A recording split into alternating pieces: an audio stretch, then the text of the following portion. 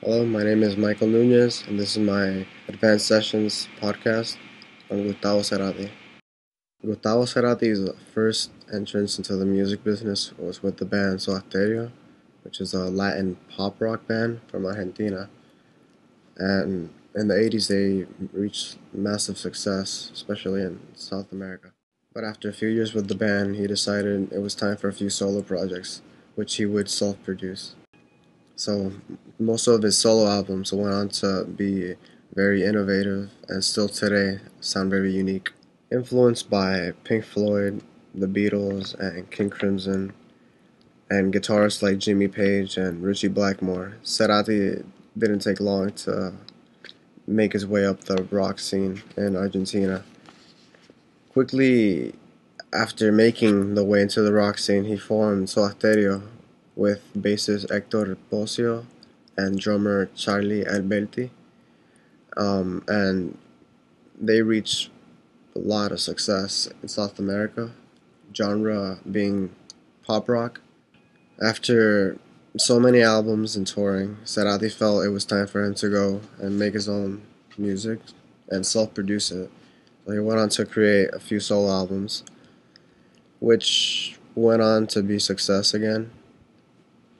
He pretty much reinvented himself. He mixed two genres and he created a whole unique sound. His first solo album, which he self-produced, was Amor Amarillo, released in 1993, and this album reached success, and he did begin his vision, if you will, of his music, his new style of music, which is pretty much electronic music blended over his already existing pop rock and psychedelic rock aspects, which he already carried on from Soda. And when those two combined, it was Gustavo Cerati instead of Soda. Another solo album I like to point out from Gustavo Cerati is Bocanada, released in 1999, which is another mixture of his pop rock and psychedelic rock mixed with electronic. This time it's much less pop rock, a little more psychedelic rock mixed with like psychedelic electronic stuff, really. And it sounds a little darker compared to the Solterio or the last Cerati albums, but it's not really depressing dark, it's just darker. But still, regardless, it's very good, I think. Still, he expanded what he did before, which is mixing these two genres.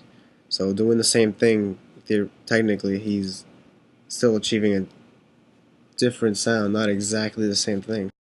One of the main reasons I admire Gustavo Cerati is because in his music we see how he has old aspects of rock, and he's also open to the new genres at the moment, which at the time was electronic, was bursting in the scene, good and bad electronic.